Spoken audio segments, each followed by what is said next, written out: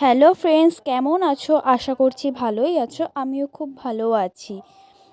2রা ফেব্রুয়ারি আমার একটি ব্রাইড ছিল, সেই কাজটি করার জন্যই আমি বেরিয়ে পড়েছিলাম। দেখো, সবাই ঠাকুর দেখতে বেরিয়েছে সরস্বতী পুজোতে, বাট সেদিন আমি বেরোতে পারিনি। আমার ব্রাইড ছিল, ব্রাইড আমার খুবই মিষ্টি, আমার ছোট্টবেলার বান্ধবী কেয়া। আমি ওকেই সাজাতে গিয়েছিলাম। দেখো, আমি গিয়ে দেখি ও রেডি হয়নি, তখনও ফটোশ্যুট করেই যাচ্ছে। আর ও, তোমরা শুনেই নাও ওর মুখ থেকে ও কেমন কি লুক চায়। আমার ব্রাইড কেয়া, তোমরা শুনে নাও ও আমার কাছে আজকে কেমন সাজতে চায়। বল, তোর যেমনটা ভালো লাগবে তুই সেমনটা সাজিয়ে দিস। যেভাবে সাজলে ভালো লাগবে আমাকে তুই সেভাবে সাজিয়ে দিস। ঠিক আছে। তোমরা শুনেই নিয়েছো, ওর কোনো রিকোয়ারমেন্ট নেই, ও আমার উপরেই পুরোপুরি ছেড়ে দিয়েছিল। আমি যেমন সাজাবো ও তেমনটাই আমার কাছে আজকে সাজবে। তোমরা দেখতে থাকো আর অবশ্যই কমেন্টে জানিও ওকে কেমন লাগছে।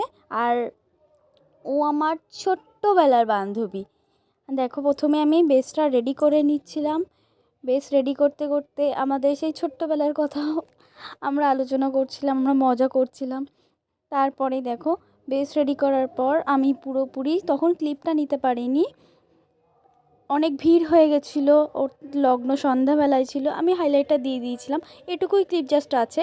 তারপর দেখো, এই যে আমার ওর ফাইনাল লুকটা। অবশ্যই অবশ্যই কমেন্টে জানিও আমার এই কাজটি তোমাদের কেমন লেগেছে। আর ভালো লাগলে আমার সাথে তোমরা তোমাদের স্পেশাল দিলে কন্ট্যাক্ট করতে পারো।